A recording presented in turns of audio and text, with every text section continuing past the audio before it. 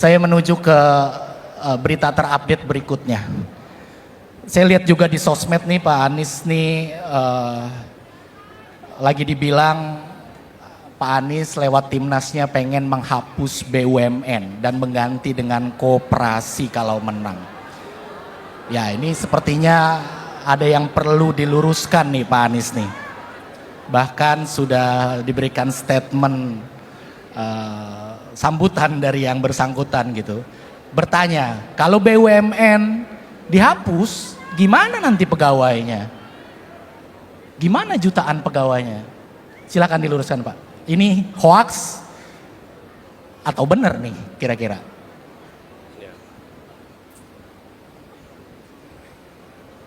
Jadi gini, ada jenis informasi yang kalau kita mendengar sudah langsung tahu ini masuk akal atau tidak.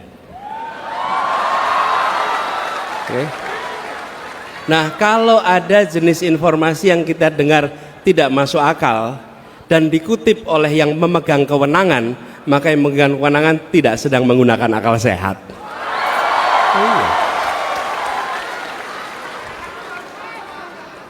Kan kira-kira mana mungkin BUMN dihapus, mana mungkin. Jadi ketika kemudian itu malah Pak Menterinya yang ngomong, loh Pak Menterinya memang nggak berpikir kritis gitu. Di mana critical thinkingnya gitu kira-kira. Ini sebelum ngomong soal substansinya ya. Jadi ketika mendengar informasi itu kita bisa nakar, oh ini masuk akal atau tidak gitu. Ini jelas tidak masuk akal. Nah, apa yang terjadi? Malah justru harus ditata ulang. Kelihatannya BUMN kita ini sudah banyak yang mengalami problem yang terlalu besar. Kita nggak usah bahas di sini problemnya. Nanti kita mengalami penambahan pikiran. Tapi yang saya ingin sampaikan bahwa itu tidak benar, itu fitnah dan fitnah yang tidak masuk akal. Kemudian kami ingin tegaskan, BUMN ke depan adalah BUMN yang menjalankan fungsi negara. Negara itu punya dua tangan. Satu namanya birokrasi, satu namanya korporasi. Yang disebut birokrasi itu kementerian, dinas, badan, itu birokrasi. Yang kedua namanya korporasi, BUMN, BUMD. Okay? Dua-duanya punya tugas melakukan pembangunan. Jadi badan usaha milik negara jangan dipandang sebagai badan mencari untung bagi negara. Negara tidak bekerja mencari untung. Saya tadi malam katakan negara tidak berdagang dengan rakyatnya. Oke? Jadi dia menjalankan fungsi pembangunan.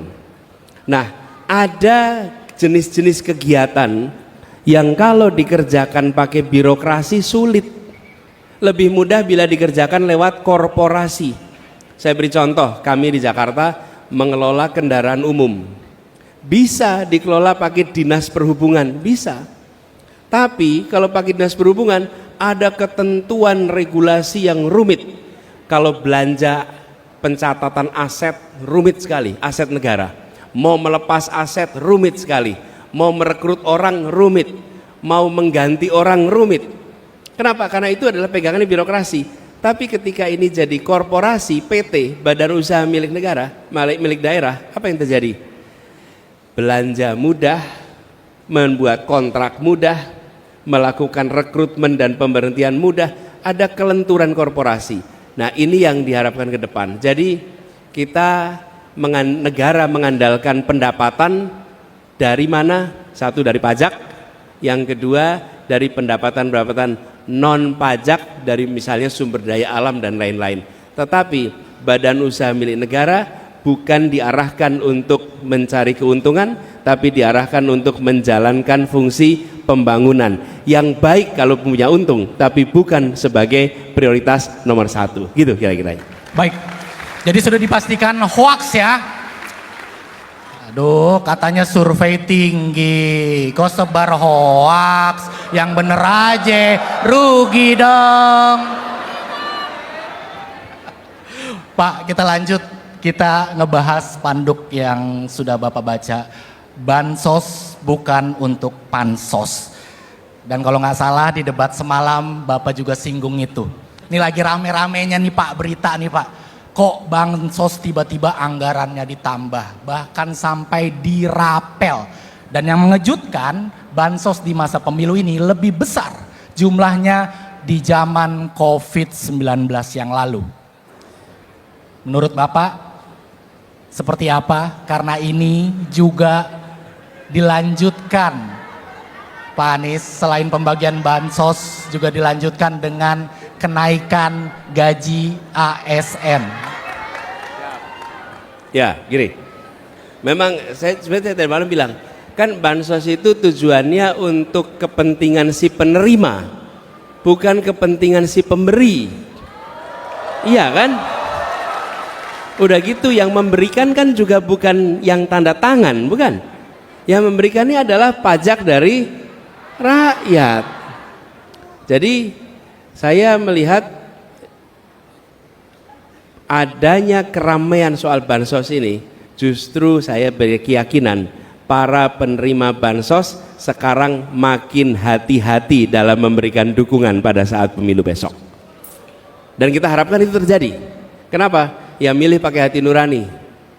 Apalagi tadi malam saya bilang, membagi bansos itu sesuai kebutuhan. Kebutuhan siapa? Kebutuhan penerima, bukan kebutuhan pemberi. Kalau butuhnya Januari ya berikan Januari, butuhnya April berikan April. Seperti Anda saya kasih makan, udah daripada makan 3 kali, saya kasih makan 3-3-nya pagi hari, tolong dimakan semua. Gitu. Coba bisa nggak tuh? Pagi, siang, sore saya kasih makannya sekali saja, pagi, tolong dihabiskan. Nah mungkin karena kita sesuai kebutuhan. Sudah saatnya kita mengembalikan bansos tanpa pamrih. Jangan bansos yang penuh pamrih. Dan kita harus kampanyekan sama-sama bahwa ini adalah uang rakyat, bukan uang pribadi. Itu tadi ada yang di situ menuliskan mana? Oh ini, bansos kuwi saka pajak rakyat, ora saka dompetmu dhewe. Setuju itu? Jadi kita perlu ingatkan, tapi saya kok merasa makin yakin bahwa rakyat kita, rakyat Indonesia makin hari makin kritis, apalagi semua mengungkapkan soal bansos ini. Jadi mudah-mudahan haknya diterima, tapi hak suaranya tidak digadaikan. Beras bisa habis hitungan hari, tapi semangat perubahan akan abadi. Berkaitan dengan pertanyaan berikutnya, sebenarnya tadi nempel sama gaji ASN Pak Anies yang juga dimana dinaikkan persentasenya menjelang ya, hari pencoblosan. Ini juga gaji ASN itu sesungguhnya harusnya sudah naik dari kemarin-kemarin. Kasihan juga ASN baru naiknya kalau mau pemilu. Loh, kita tentu mensyukuri. Saya ditanya, Pak gimana dengan gaji ASN naik? Alhamdulillah, saya ikut senang. Tapi kalau saya jadi ASN pasti tanya, kenapa tahun-tahun kemarin gaji saya tidak naik gitu. Harusnya kan mengalami kenaikan yang rutin. Jadi kami, apalagi ASN sangat kritis sekali. ASN itu tahu persis. Mereka bisa saja lisannya diam, tapi hatinya tidak bisa diam. Nggak bisa. Mereka ada disiplin organisasi, mereka taat. Tapi di bilik suara mereka bekerja pakai hati dan pikiran serta pengalamannya. Jadi ini lagi-lagi yang menurut kami harus dikoreksi. Dan kalau tidak salah nih, kenaikan gajinya itu di 2015, 19 dan 24. Jadi hanya di sekitar masa pemilu saja. Nah mudah-mudahan ke depan nanti kenaikan bisa lebih rutin. Kami juga berencana untuk TNI, Polri, ASN bisa mendapatkan peningkatan gaji secara rutin. Mudah-mudahan kita bisa kerjakan tahunan. Tapi ada satu hal yang pasti, kinerja harus ditingkatkan. Dan kenaikan mendasarkan pada kinerja, mengikuti kondisi perekonomian, serta dilakukan secara reguler, bukan insidental kalau ada peristiwa politik. Itu kira-kira.